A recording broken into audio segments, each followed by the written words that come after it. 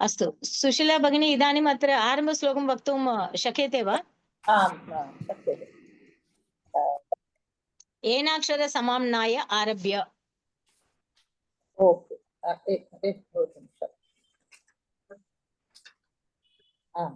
येनाक्षरसमाम्नाय अधिगम्य महेश्वरात् कृष्णं व्याकरणं प्रोक्तं तस्मै पाणिनये नमः। येन धौता गिरः पुंसां विमले शब्दवारिभिः तमश्चाज्ञानजं भिन्नं तस्मै पाणिनये नमः। अज्ञानान्दस्य लोकस्य ज्ञानाञ्जनशलाकया चक्षुरुन्मीलितं येन तस्मै पाणिनये नमः। वाक्यकारं वररुचिं भाष्यकारं पतञ्जलिं पाणिनिं सूत्रकारं च प्रणतोऽस्मिन् मुनित्रयम्। सहना भवतु सहनौ भुनक्तु सह वीर्यं करवावहै तेजस्विनावधीतमस्तु मा विद्विषावहै। ओम शांति शांति शांति। अस्तु सुभाषितानि चत्वारः भवति तत्रैव पठनीयं खलु वीणा भगिनी? सुभाषितं दानं भोगो नाशस्तिस्रो गतयो भवन्ति वित्तस्य यो न ददाति न भुङ्क्ते तस्य तृतीया गतिर्भवति। पदविभागः अपि पठतु। पदविभागः दानं भोगः नाशः तिस्रः गतयः भवन्ति वित्तस्य यः न ददाति न भुङ्क्ते तस्य तृतीया गतिः भवति। तात्पर्यं दानं नपुंसकलिङ्गं प्रथमा विभक्ति एकवचन, भोगः नपुंसकलिङ्ग अकारः नपुंसकलिङ्ग प्रथमा विभक्ति एकवचन। भोगः एव खलु पुल्लिङ्गं? पुल्लिङ्ग। नाशः अपि तदेव। तिस्रः अत्र किं पदमस्ति? तिस्रः त्रीणि स्त्रीलिङ्गमेव। किमर्थम् अत्र स्त्रीलिङ्गं? त्रीणि that's why. न किमर्थम् अत्र स्त्रीलिङ्गं? यत् पदं यत् वचनं यत् लिङ्गम् अग्रे आगच्छति गतिः इति स्त्रीलिङ्गं। गतयः इति अस्ति अतः तिस्रः भवन्ति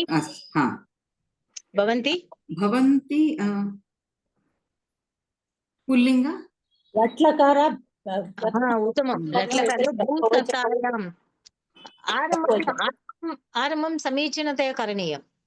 लट्लकारः इति न वक्तव्यं। भूसतायां लट्लकारे प्रथमपुरुष बहुवचनं तदेव वक्तव्यं। भवन्ति इति भवति भवतः भवन्ति।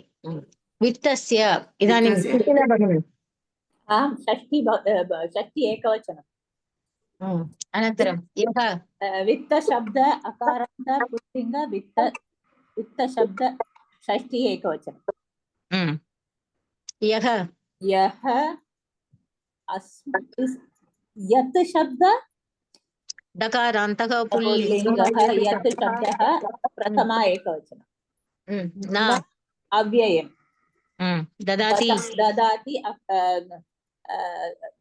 धातु तादृशं न वक्तव्यम्। अर्थमपि वक्तव्यं। भूसतायम् इति अस्ति खलु तदेव अत्र दादाने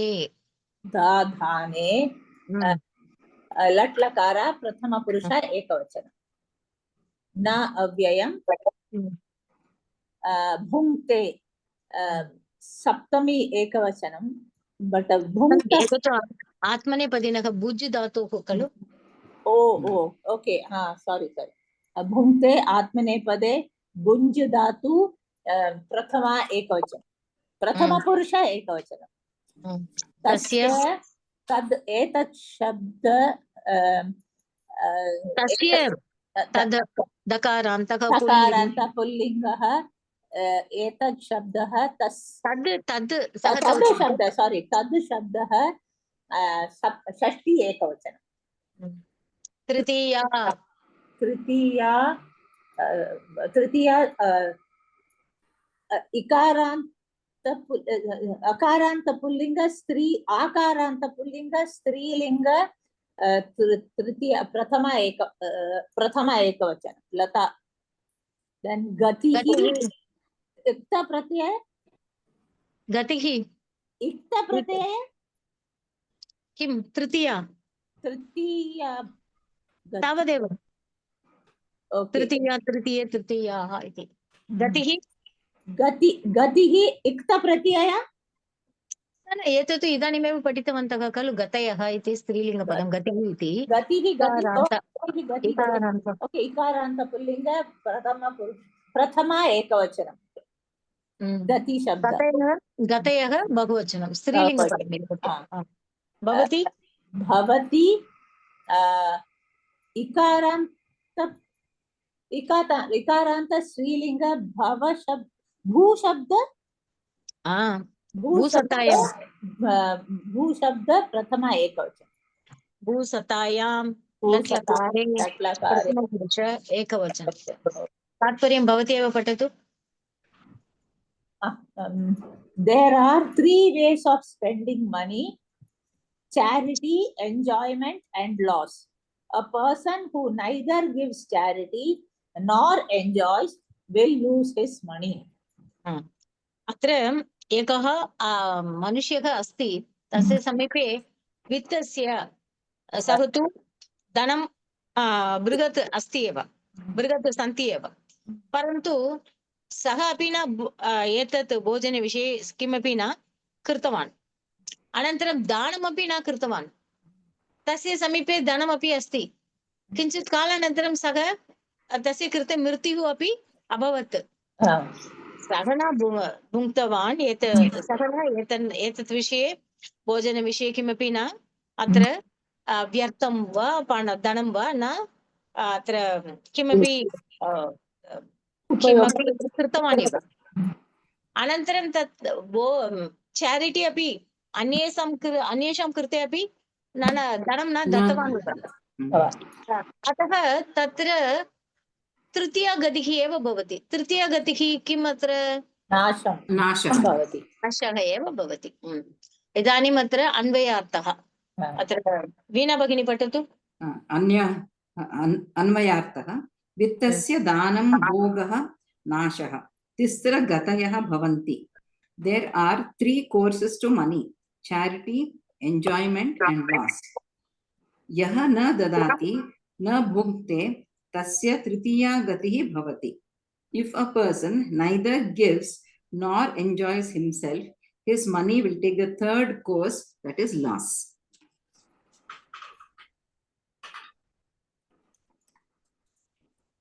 काव्यकथा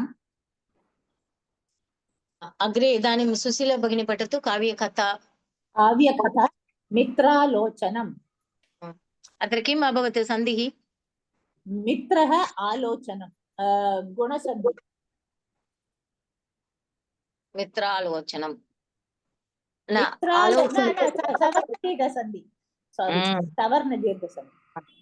अत्रापि पूर्वपदे अपि आकारः अस्ति परे अपि आकारः अस्ति मेलनेन मित्रालोचनं लोचनम् आलोचनं मित्र आलोचनम् आलोचनं कृत्वा एव मित्रविषये करणीयम् अस्तु इदानीं प्रथमपरिच्छेदः भवती एव पठतु सुशीला भगिनी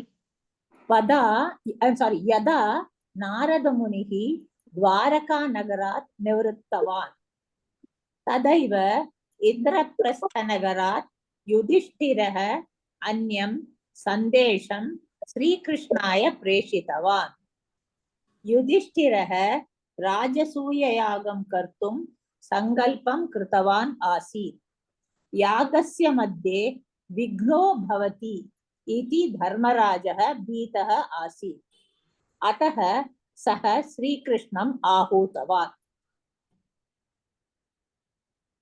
एकनिमिषम् अत्र प्रथमपङ्क्तिः स्वीकृत्य किम् अभवत् इति व्याकरणविषये वदतु। यदा अव्ययं नारदमुनिः अकारान्त पुल्लिङ्ग I'm sorry, इकारान्त पुल्लिङ्ग नारदमुनि शब्द प्रथमा एकवचनं, द्वारका नगरात् अकारान्त पुल्लिङ्ग द्वारका नगर शब्द पंचमी एकवचनं, निवृत्तवान् कः महोदय, you said something? No. निवृत्तवान् तवतु प्रत्यय प्रथमं पदविच्छेदक करोतु, पदपरिचयं करोतु। निवृत्तवान् अस्तु, वीणा भगिनी। निवृत्तवान् is ni is upasarga. उत्तमं। वृत्तवान् वृत्त धातु तवतु प्रत्यय तावदेव। अग्रे सुशीला भगिनी एव। तदैव तत् एव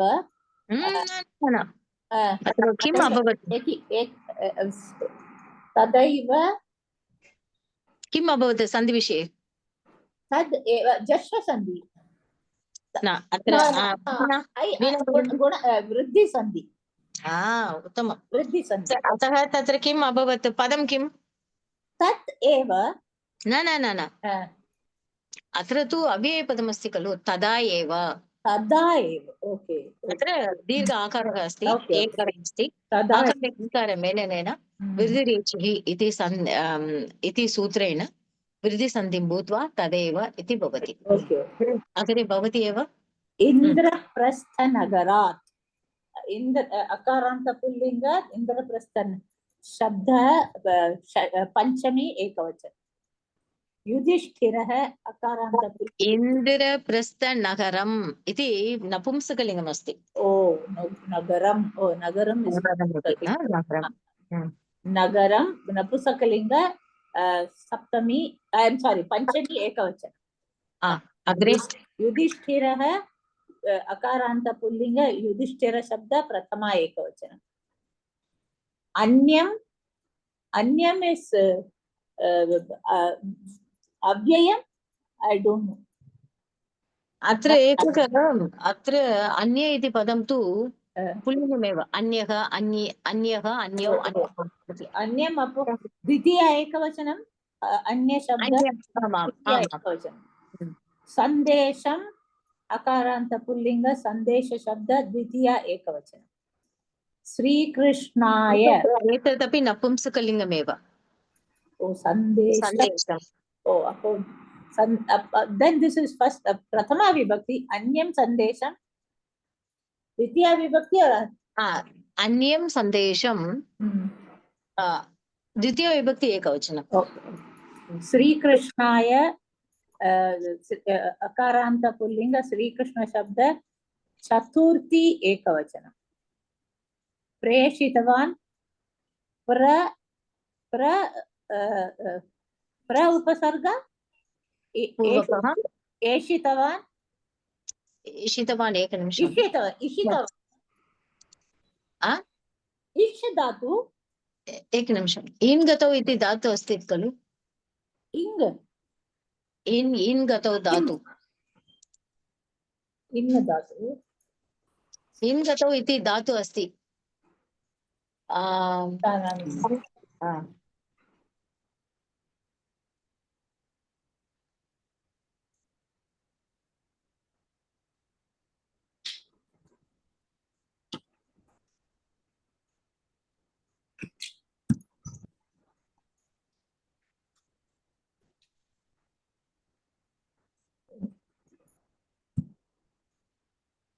एकनिमिषम्।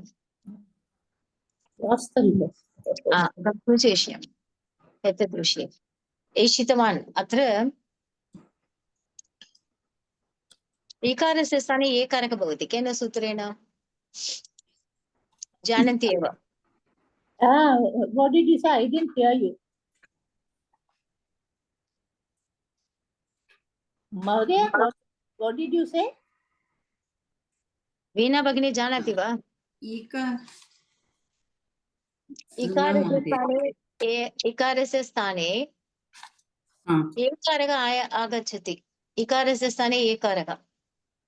सर्वे Eko, आ eko, न न न न सार्वधातुक अर्धधातुकयोः हा, गुणः भवति, अतः ए भवति। अनन्तरं तिप् तस्जि इति ति योजनेन एति इति भवति। इदानीम् अत्र एषितवान् प्रेषितवान् इति अस्ति खलु। हा, तावत् प्रत्ययं कुत्र भवति?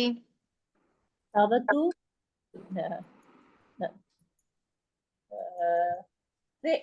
Tavatu is लङ् लकार न लङ् लकारः, एतत्तु कृदन्ते अस्ति खलु।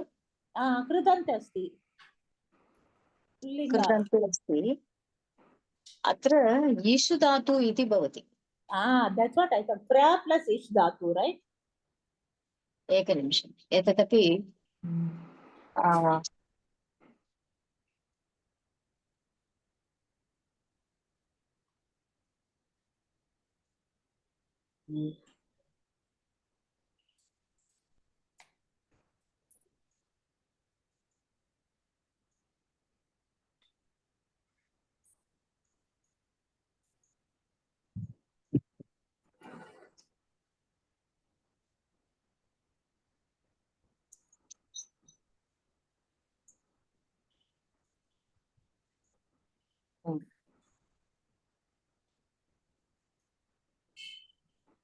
अत्र द्रष्टुं न शक्यते खलु।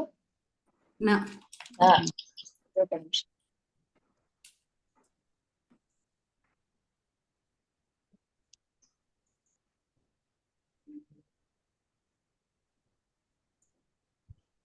इदानीं हा, इदानीं न शक्यते। इदानीम् अत्र एषितव्य इषितवान्, एतत्तु ईषु धातुः। इष् धातु। इषु धातुः, एतदपि गतौ अर्थे एव अस्ति। गति इति 2000 धातवः सन्ति। गतिविषये एव मनसि स्थापयतु।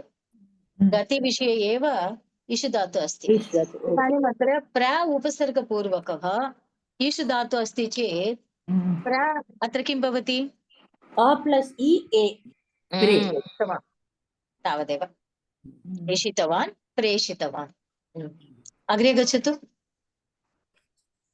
प्रेषितवान् युधिष्ठिरः। एकनिमिषम्। इदानीम् अत्र द्वितीयपङ्क्तिः वीणा भगिनी आरम्भं करोतु। युधिष्ठिरः राजसूययागं कर्तुं सङ्कल्पं कृतवान् आसीत्। युधिष्ठिरः इस् अकारान्त पुल्लिङ्ग। युधिष्ठिरशब्दः प्रथमा एकवचन। राजसूययागं इस् राजसूययाग, यागं नपुंसकलिङ्ग, द्वितीया विभक्ति एकवचन। कर्तुम् इस् कृ धातु तुमुन् प्रत्यय। संकल्पम अकारांत नपुंसकलिंग संकल्प शब्दः द्वितीया विभक्ति एकवचन। सर्वम् अत्र राजसूययागतै राजसूययागं द्वितीया विभक्ति एकवचनं कर्तुं द्वितीया विभक्ति एकवचनम् अनन्तरं संकल्पम् अपि द्वितीया विभक्ति एकवचनं कृतवान्। कृ धातु तवतु प्रत्यय। आसीत् आसीत् स्था धातु न न न न अस् धातु। अस् धातु न न न अस् धातु अन्यमस्ति, आस इति धातु अपि अन्यमस्ति। आस आस् धातु आस् धातु आस धातु। लङ्लकार।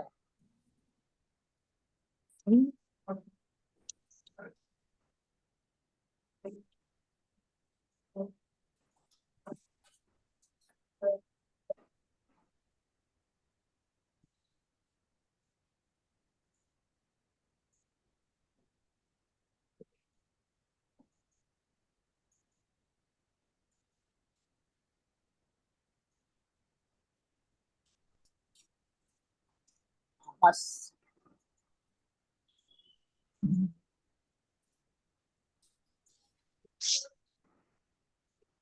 अत्र अत्र द्रष्टुं शक्यते वा? आसीत् आसीत् कर्तरि लुङ् अत्र लकार उपरि पश्यतु धातु किं भवति?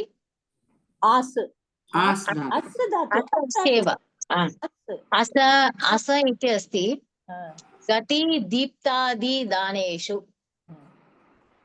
दीप्त्यादानेषु अनन्तरम् अत्र एतत् कुत्र भवति आसीत्? कर्तरि लुङ् लकारः परस्मैपदी आसीत्। अत्र प्रथमं दकारः भवति केन सूत्रेण? जश्व सन्धि नो इट् बिकम्स् उत्तमं जश्वसन्धि भूत्वा अनन्तरं तृतीय दकारस्य स्थाने प्रथम तकारः आगच्छति। एतदपि केन सूत्रेण? दट् इस् छर्त्व सन्धि न वा अवसाने पूर्वं मया उक्तमेव वा अवसाने अवसान अवस्थायां तकारः भूत्वा आसीत् इति भवति। इदानीम् अग्रे वीणा भगिनी। यागस्य मध्ये I think आसीत् भगिनी यागस्य मध्ये विघ्नोः भवति इति धर्मराजः भीतः आसीत्। यागस्य अकारान्त पुल्लिंग नपुंसकलिंग इट इज यागम महोदय इट इज यागम और पूर्णतया पठितवती वा? यागस्य मध्ये विघ्नः भवति इति धर्मराजः भीतः आसीत् खलु? भीतः पुल्लिंग ओके अप्प यागस्य पुल्लिंग यागः पुल्लिंग याग शब्द षष्ठी एकवचन मध्ये अव्यय विघ्नो इस् विघ्नः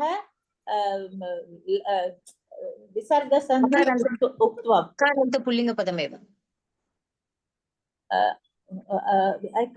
विसर्गस्य स्थाने ऊत्वं भूत्वा उक्त्वं भवति गुणसन्धि भवति अकारान्त लट् लकार प्रथम एकवचनं प्रथम पुरुष एकवचनं तादृशं वक्तव्यं वा? भवति has already come before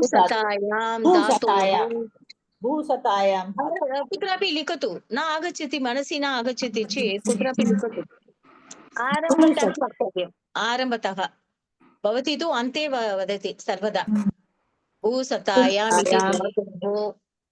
भवति प्रथम लट् लकारे प्रथम पुरुष एकवचनं भवति अग्रे भवति इति अव्ययं धर्मराज अकारान्त पुल्लिंग धर्मराज शब्दः प्रथम एकवचनं भीतः इत्थ प्रत्यय पुल्लिंग आसीत् अस् धातु लुट् लकार प्रथम एकवचनं प्रथम पुरुष एकवचनं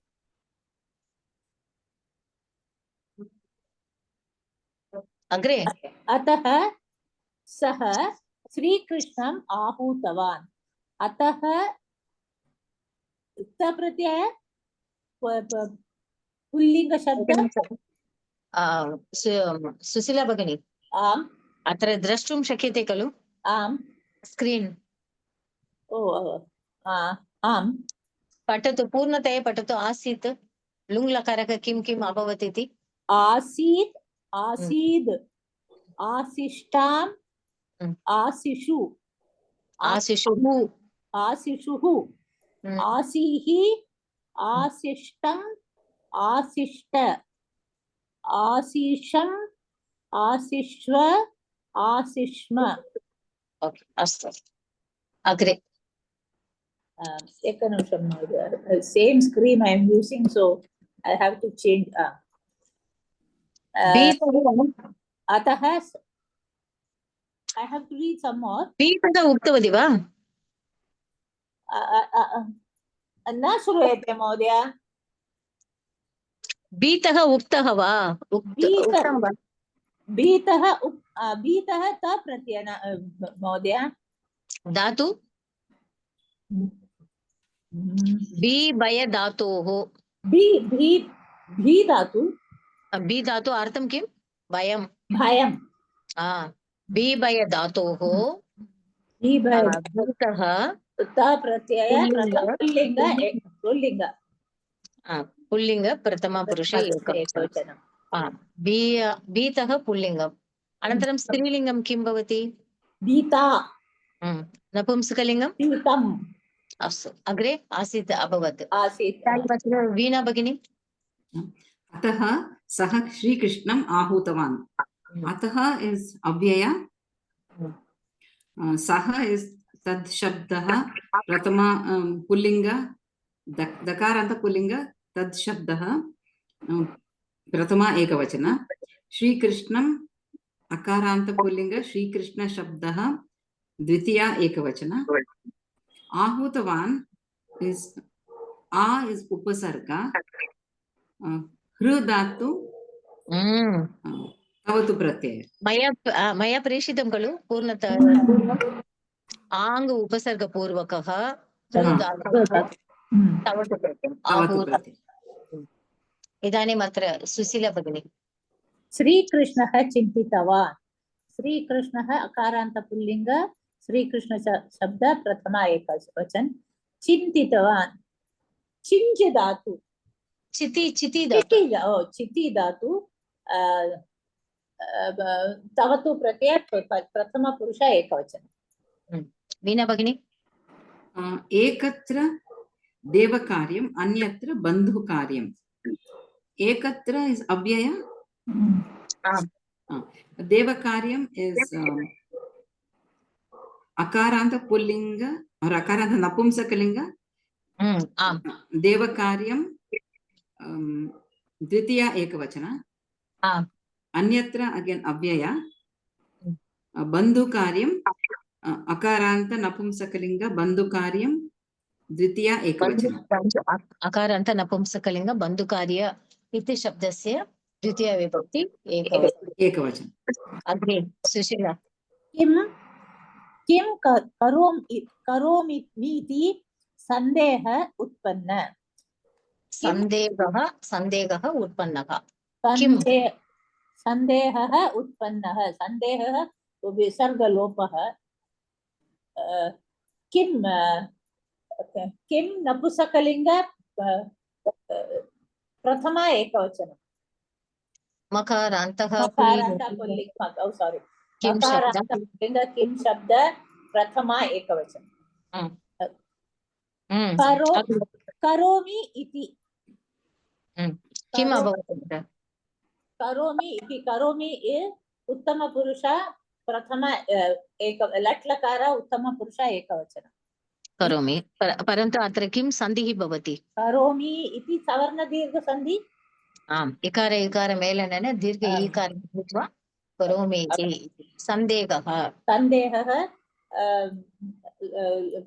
सन्देहशब्दस्य अकारान्तः सन्देह शब्द प्रथमा एकवचन उत्पन्नः उत्पन्नः प्रत्ययं परन्तु अत्र पूर्णतया विचारं करोतु उत् धातु न उत् उपसर्ग उत् उपसर्गपूर्वक पद धातु धातु इको प्रत्ययम् अग्रे सा पठतु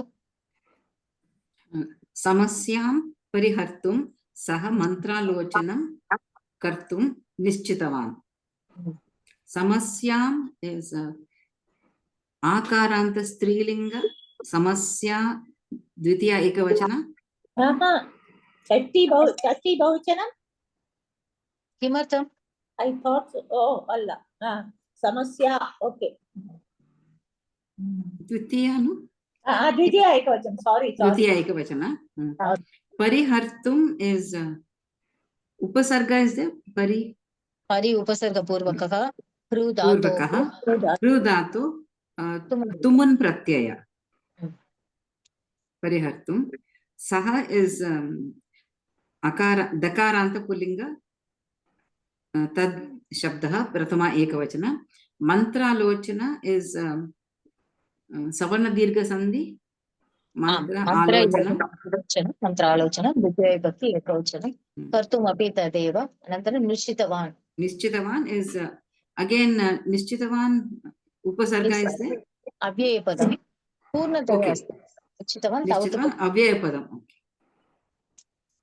तावत् प्रत्ययः अव्यय तवतु प्रत्यय सुशीला ज्ञानवृद्धः उद्धवः अग्रजो बलरामश्च आगतवन्तः ज्ञानवृद्धः अकारान्त पुल्लिंग ज्ञानवृद्धः शब्द प्रथमा एकवचनम् उद्धवः अकारान्त पुल्लिंग उद्धव शब्द प्रथमा एकवचनम् अग्रजो अग्रजः इट इज नो अग्रज प्रथमा अकारान्त पुल्लिंग अग्रजः शब्द अग्रज शब्द प्रथमा एकवचनम् बलरामः अग्रजः अर्थं किम् अग्रज एल्डर ब्रदर यंगर ब्रदर अनुजः उत्तमम् अग्रे बलरामः च अकारान्त पुल्लिंग बलराम शब्द प्रथमा एकवचन च अव्ययम् आगतवन्तौ अत्र विसर्गस्य स्थाने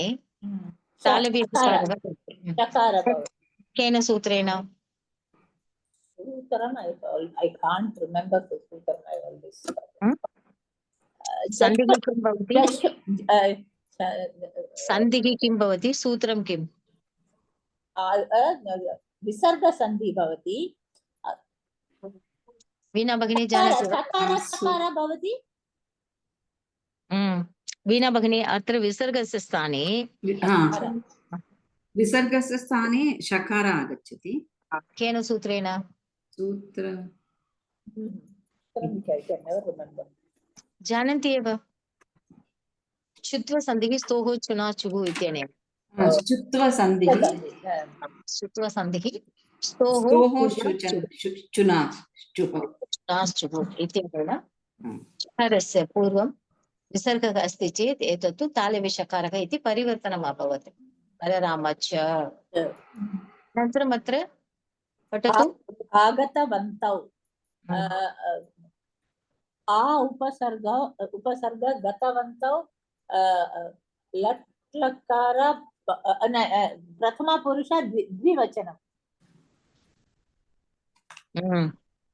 अत्र आ उपसर्गपूर्वकः गम्लुरु गम् धातु अत्र आगतवन्तः आगतवन्तौ आगतवन्तः शत्रुप्रत्ययं खलु शत्रुप्रत्यय इदानीम् अत्र द्विवचनम् इत् आगतवन्तः ता प्रत्ययम् इदानीम् अत्र किमर्थम् अत्र वन्तौ इति भवति आगतवन्तौ द्विवचनं किमर्थम् अत्र द्विवचनम् अभवत्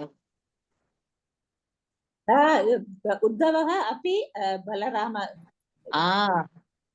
द्वौ आगतवन्तौ अतः तदेव वीणा त्रयो मिलित्वा मन्त्रालोचनम् अकुर्वन् त्रयो इस् त्रयः विसर्ग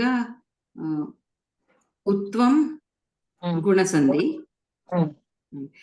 मिलित्वा इस् त्वा प्रत्यय मिल् धातोः त्वा प्रत्यय मन्त्रालोचनम् अगेन सवर्ण दीर्घ संधि मंत्रः और मंत्र आलोचनम् अकुर्वन् इस् कृ धातु अकुर्वन् इस् लङ् लकार बहुवचनं खलु बहुवचनम् इदानीम्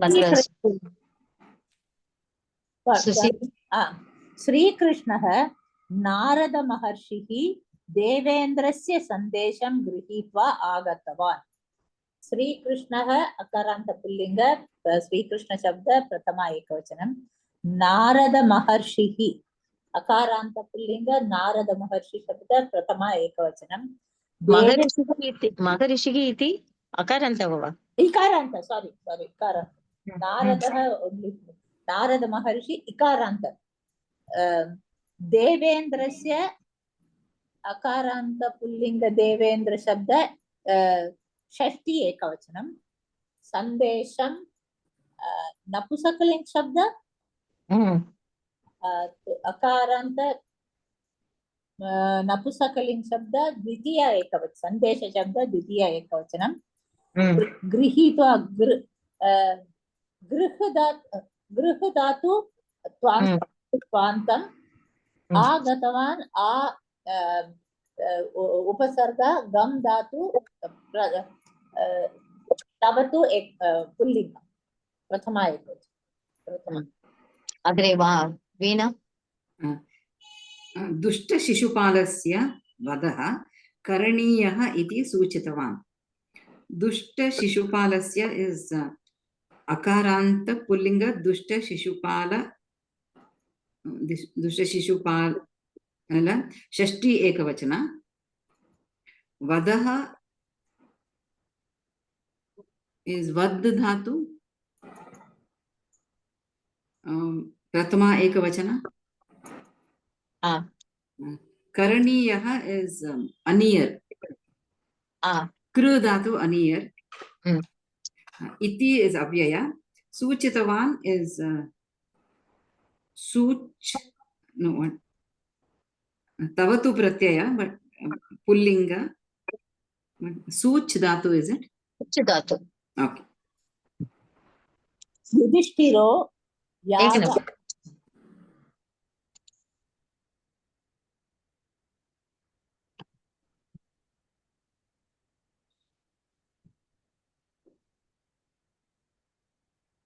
अत्र द्रष्टुं न शक्यते खलु no we can that same as dhatu is there. पुल्लिङ्गपदमेव केन अर्थ किम् अर्थम् अत्र महोदय we are in as dhatu only we have not न अहं पृच्छामि वदतु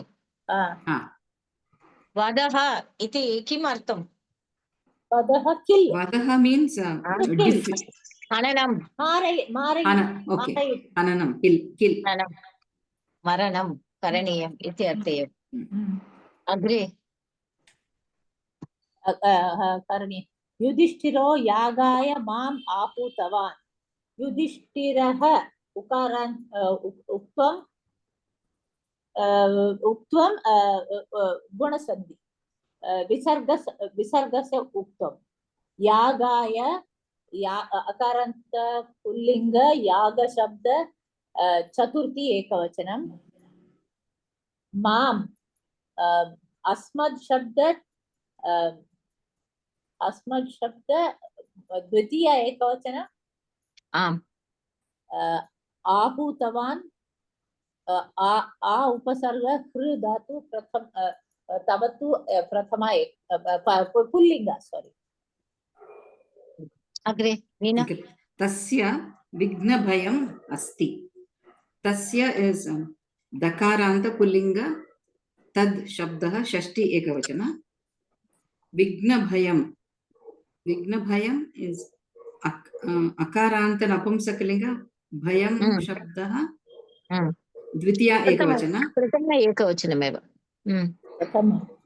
अस्ति is अस् धातु लट् लकार प्रथम पुरुष एकवचन अग्रे सुशीला एवं कार्यद्वयं सम्प्राप्तम् एवं अव्ययं कार्यद्वयं कार्यद्वयं नपुंसकलिंग नो कार्यद्वयः ओके अकारान्त नपुंसकलिंग कार्यद्वय शब्द प्रथमा एकवचन ओन्ली नो आमां सम्प्राप्तं त प्रत्यय सम उपसर्ग प्राधातु प्रधातु प्र अपि उपसर्गमेव सम् उपसर्गपूर्वकः प्र उपसर्गपूर्वकः आप धातोः क्या नपुंसकलिंग त प्रत्यय नपुंसकलिङ्गम् अग्रे वीणा धर्मराजस्य अनुजाः वीराः शूराश्च धर्मराजस्य is अकारान्त पुल्लिंग धर्मराज शब्दः षष्ठी एकवचन Anujaha is akaranta pullinga anuja shabdah bahu pratama bahuvachana. Veeraha is veera shabdah akaranta pullinga veera again bahuvachana. Pratama bahuvachana. Shurascha is shuraha cha. Shuraha cha. So like Veeraha, it is akaranta pullinga shura shabdaha bahuvachana pratama bahuvachana. Shuraha is become shurascha, that is chutva sandhi. That is sutra is stoho chunashchuhu. उत्तमं स्तोः चुनाश्चुः इति सूत्रेण अत्र विसर्गस्य स्थाने किं भवति Shakara bhavati. तालव्यकारः. What is it called? Stoho? Stoho chunashchuhu. उत्तमं.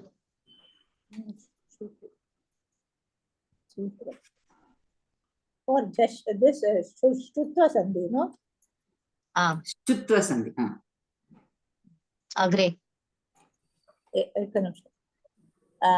तस्मात् धर्मराजः तेषां साहाय्येन यागं करोति. तस्मात् तद् शब्द दकारान्त तद् शब्द दकारान्तः पुल्लिंग दकारान्त पुल्लिंग तद् शब्द पंचमी एकवचनम. धर्मराजः अकारान्त पुल्लिंग धर्मराज शब्द प्रथमा एकवचनम. तेषां तद् शब्द दकारान्त पुल्लिंग तद् शब्द षष्ठी बहुवचनम. सहायेन अकारान्त पुल्लिंग सहाय शब्द तृतीय एकवचन. साहाय्यम् इति साहाय्यं पवो नपुंसकलिङ्गं नपुंसकलिङ्ग शब्द तृतीय एकवचनम. उत्तमं. यागम अकारान्त पुल्लिंग नपुंसकलिंग यागम शब्द प्रथमा द्वितीय एकवचनम. करोति कृ धातु लट् लकार प्रथम पुरुष एकवचन. अग्रे. शिशुपालस्तु दुष्टो दिने दिने वर्धते. शिशुपालः तु is it okay? Shishupalaha, that is akaranta pullinga. Shishupala shabdah prathama ekavachana. Tu is avyaya. Dushto is dushtaha. Visarga has become utvam and guna sandhi. Dine dine is avyaya. And vardate is atmanepadi vardadatu. Vruddhadatu. वृद्ध तत्र वर्ध इति भवति. केन सूत्रेण? इदानीमेव दृष्टवन्तः. सार्वधातुक अर्धधातुकयोः इत्यनेन गुणः भवति. अतः तत्र वृद्ध वर्ध भवति. प्रथमपुरुष एकवचनं वर्तते. अग्रे. नीतिकाराः वदन्ति व्याधिः तथा वर्धमानः शत्रुः नोपेक्षणीय. नीतिकाराः अकारान्त पुल्लिंग नीतिकार शब्दः प्रथमा बहुवचनं. वदन्ति लट् लकार वद शब्द प्रथमा पुरुष बहुवचनं. व्याधिः अकारान्त पुल्लिंग व्याधि शब्द अकारान्तः वा न ईकारान्त सॉरी इकारान्त पुल्लिंग व्याधि शब्द प्रथमा एकवचनं. तथा अव्ययं वर्धमानः शानच् प्रत्यय प्रथम पुरुष एकवचनं. वृद्ध धातोः वृद्ध धातोः शानच् प्रत्ययं योजयित्वा शानच् योजयित्वा प्रथमा एकवचनं वर्धमानः इति. शत्रुः अकार उकारान्त उकारान्त पुल्लिंग शत्रु शब्द प्रथमा एकवचनम न उपेक्षणीय न न गुण न उपेक्षणीय गुणसंधि न अव्यय अकार उकार मेलनेन ओकारः भूत्वा ओकार भवति गुणसंधि उपेक्षणीय अनियर् अनियर् अनियर् अनियर् इति अव्ययम् अग्रे अयं ममाभिप्रायः अयम् इस् अव्यय इस् इट् आमां न न इदम् इति शब्दमस्ति खलु अत्र भवत्याः समीपे शब्दमञ्जरी अस्ति वा आम् अस्ति अयम् इस् पुल्लिंग एकवचनम् I have written it down somewhere.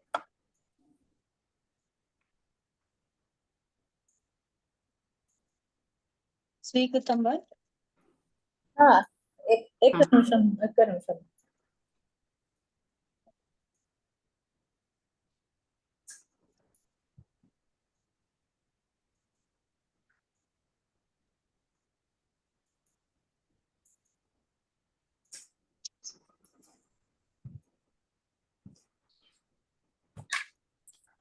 written it down 1 second. I am imau ime. इदं शब्द मकारान्त सर्वनाम शब्द सर्वनाम शब्दम् ओके इदं प्रथमा एकवचनं माम् अभिप्रायः इस् माम् मम मम प्लस् अभिप्रायः मम इस् अस्मद् दकारान्त अस्मद् शब्दः त्रिषु लिङ्गेषु समान त्रिषु लिङ्गेषु समान दकारान्त अस्मद् शब्दः षष्ठी विभक्ति एकवचन अभिप्रायः अभिप्राय शब्दः प्रथम एकवचन अभि उपसर्गपूर्वकः प्रायः शब्दः प्रथम एकवचन मम अनन्तरम् अभिप्रायः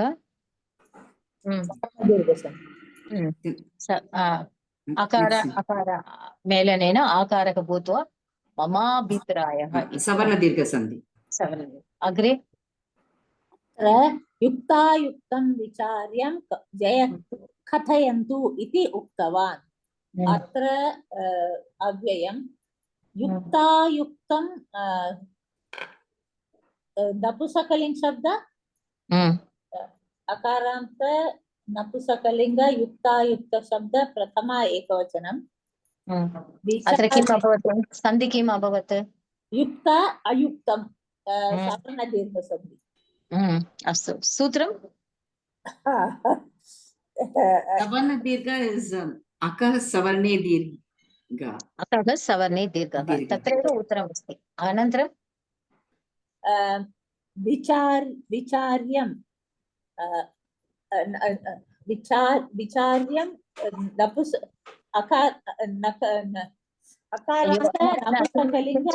किञ्चित् चिन्तयित्वा वि उपसर्ग then what is charyam I don't know na janami it's labantam is it labantam oh vicharyam but the dhatu is what is dhatu kim dhatu asti agre anantaram kathayantu kathayantu lot lakara prathama purusha एकवचन अल बहुवचन कथ इति धातोः लट्लकारे लोट्लकारे प्रथम पुरुष बहुवचन अग्रे इति अव्ययम् उक्तवान् अगेन वद् धातु वद् धातु वच् नास्ति खलु वच् वच् धातु उ उपसर्ग तवतु पुल्लिङ्ग अत्र वच् धातोः ता प्रत्ययमेव उक्तम् अनन्तरं तवतु अस्ति अतः उक्तवान् इति भवति। इदानीम् अत्र अन्तिमश्लोकं वीणा भगिनी पठतु मङ्गलश्लोकम्। सर्वे भवन्तु सर्वे भवन्तु सुखिनः सर्वे सन्तु निरामयाः सर्वे भद्राणि पश्यन्तु मा कश्चित् दुःखभाग् भवेत्। ॐ शान्ति शान्ति शान्तिः। हरिः ॐ श्री गुरुभ्यो नमः। हरिः ॐ। धन्यवादः महोदय। इदानीम् अत्र अहं किं 21st Monday morning अहं तु गमिष्यामि सिलोन् मध्ये श्रीलङ्का। अनन्तरं 27th एव प्रति आगच्छामि। अनन्तरं 2nd May वर्गः भविष्यति। अनन्तरम् अत्र भवान् तु किम् उक्तवान् नारायणमहोदय किम् उक्तवान् चेत् महोदय एव एतत् सर्वम् अत्र सः तु उक्तवान् आं महोदय because she is having some eye operation she said may or may not take न इदानीम् भवत्याः कृते किमपि नास्ति अत्र। she also said that by end of this month we have to close the 40 classes will be over so we have to close. अस्तु अग्रे 2nd May मेलिष्यामः। एतत् अस्माकं कृते अन्तिमवर्गः भविष्यति। धन्यवादः महोदय। धन्यवादः।